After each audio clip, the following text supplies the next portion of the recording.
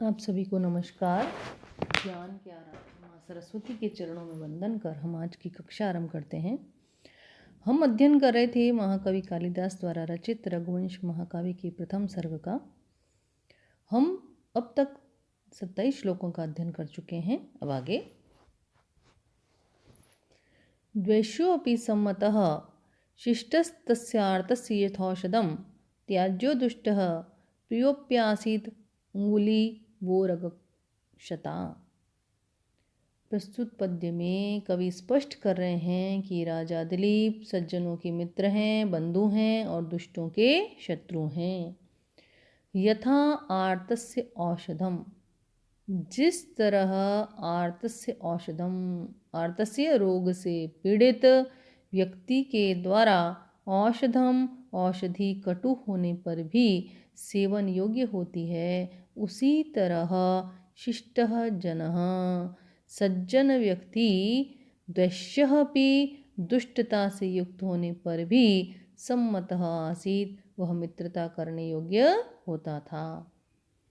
जिस तरह रोग से पीड़ित व्यक्ति के द्वारा औषधि कटु होने पर भी सेवन योग्य होती है, उसी तरह सज्जन दुष्टता से युक्त होने पर भी मित्रता के योग्य था।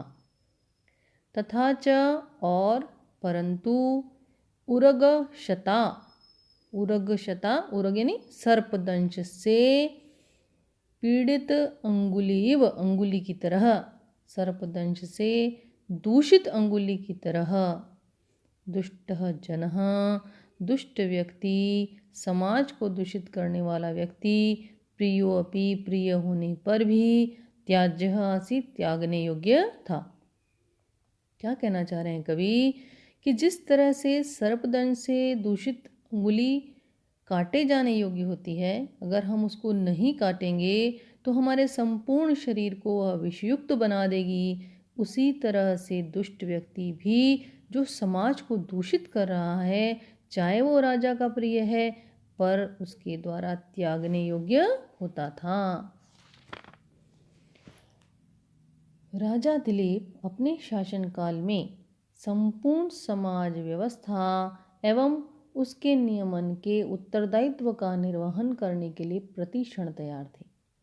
यदि प्रियजन दुष्ट हैं और समाज के लिए किसी भी तरह उसका लाभकारी उपयोग किया जा सकता है, तो उसका उपयोग एक यंत्र की भांति करने से नहीं चूकते थे।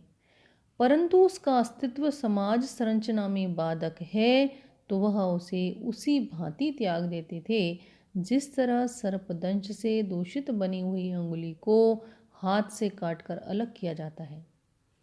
दुष्ट व्यक्ति से भी लाभ प्राप्त करने में उसकी नीति ठीक उसी प्रकार की थी जिस तरह कटु औषधि के उपयोग से किसी भी रोग को दूर किया जा सकता है। निष्कर्ष यह है कि मित्र और शत्रु के भेद की कसौटी साधुता और असाधुता थी। प्रस्तुत पद्य में यथौषधम में दृष्टांत अलंकार और अंगुलियों में उपमा अलंकार है। अब आगे देखिए। तम वेदा विददे नूनम महाभूत समाधिना तथा ही सर्वे तप्यासन परार्थैक फलाः गुणः। प्रस्तुत श्लोक में कहा गया है कि दिलीप में परोपकार के लिए समर्पित भाव था। प्रजारंजन ही उनके लिए सर्वोपरि उद्देश्य था। इस तरह उसमें महापुरुष के लक्षण प्रकृति से ही प्राप्त थे। वेदा तम महाभूत समाधिना नूनम विददे, वेदा विधाता ने, ब्रह्मा ने, तम उस राजा दिलीप को महाभूत समाधिना, महापुरुषों के निर्माण में प्रयुक्त की जाने वाली विशेष सामग्री से नूनम विददे निश्चय ही बनाया। तथा ही तस्य सर्वे गुणा परार्थैक फलासन।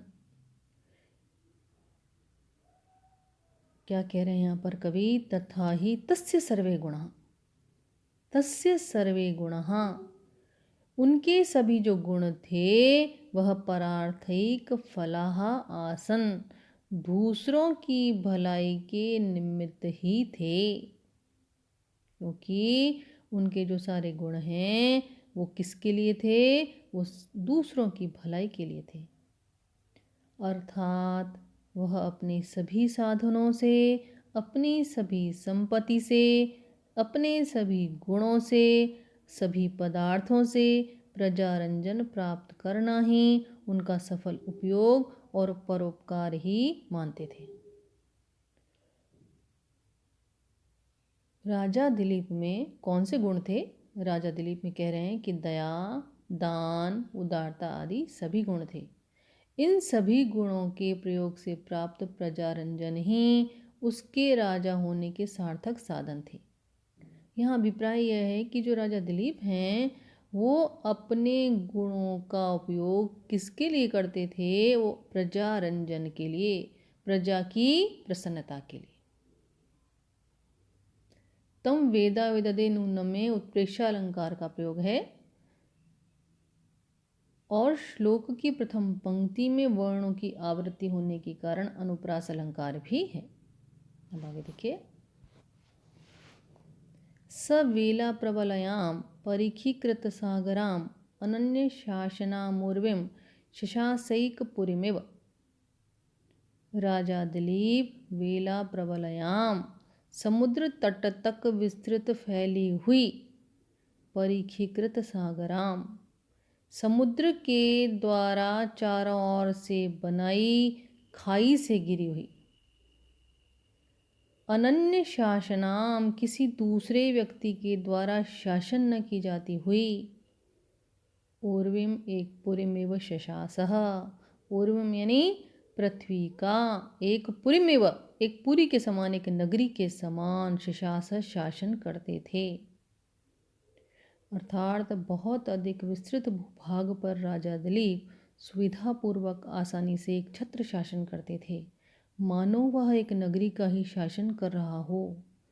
उसके शासित क्षेत्र में पूर्णतः शांति और सुव्यवस्था थी, कहीं भी अनुशासनहीनता और नियम कानून का उल्लंघन दिखाई नहीं देता था। प्रस्तुत श्लोक में एक पूर्वमेव में उत्प्रेक्षा अलंकार है। आज के लिए इतना ही। कल हम पुनः कक्षा को नियमित करेंगे। तब तक के लिए नमस्कार।